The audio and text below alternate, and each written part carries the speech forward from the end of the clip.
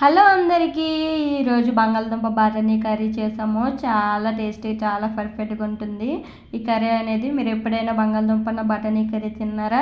తినకపోతే ఈ వీడియో చూసేయండి. ఈ వీడియో చూసే మాత్రం నా ఛానల్ మీరు సబ్స్క్రైబ్ చేసుకోకపోతే సబ్స్క్రైబ్ చేసుకుంటే పక్కన ఉన్న బెల్ ఐకాన్ని ట్యాగ్ చేయండి. ఏ వీడియోలు పోస్ట్ చేసిన నోటిఫికేషన్ అనేది మీకు తప్పకుండా వస్తుంది. ఫస్ట్గానే పెనం పెట్టుకోవాలి. అందులో ఆయిల్ వేసుకొని బాగా హీట్ అయిన తర్వాత ఆనియన్స్, పచ్చిమిర్చి, పోపు దినుసులు వేసుకొని బాగా వేగించుకోవాలి. అవి సిమ్లో ఉంచుకొని ఫ్రై చేసుకోవాలి. బాగా మీడియంలో ఉంచుకొని బాగా వేగించుకొని అల్లం వెల్లుల్లి పేస్ట్ అనేది వేసుకొని బాగా మగ్గిన తర్వాత బంగాళదుంప అందులో వేసుకొని బఠానీలు 1 అవర్ నానబెట్టుకొని వేసుకొని బాగా మగ్గనిచ్చుకోవాలి.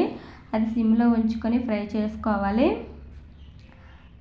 బాగా ఫ్రై అయిన తర్వాత కొంచెం సేపు 5 మినిట్స్ ఇలా ఆగిన తర్వాత సాల్ట్ అనేది దానికి తగ్గినట్టుగా వేసుకొని బాగా ఫ్రై చేసుకోవాలి.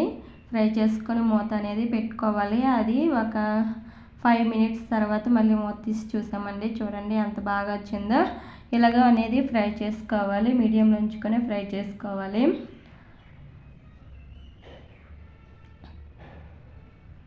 ఇలా ఫ్రై అయిన తర్వాత కొంచెం పసుపు, గరం మసాలా వేసుకొని కలుపుకోవాలండి. ఇలా కలిపిన తర్వాత కాసేపు కొంచెం ఒక 2 మినిట్స్ ఆగిన తర్వాత కారం అనేది వేసుకోవాలి. కారం వేసుకోవాలి. అప్పుడే వేసుకుంటే అంత టేస్ట్గా ఉండదు. కాసేపు ఆగిన తర్వాత కారం అనేది అది బాగా మగ్గిన తర్వాత కారం అనేది వేసుకుంటే టేస్ట్ అనేది బాగుంటుంది. ఇలాగ కలుపుకోవాలి. వాటర్ అనేది తగినంత వాటర్ అనేది వేసుకొని ఉడికించుకోవాలండి మీడియంలో ఉంచుకొని.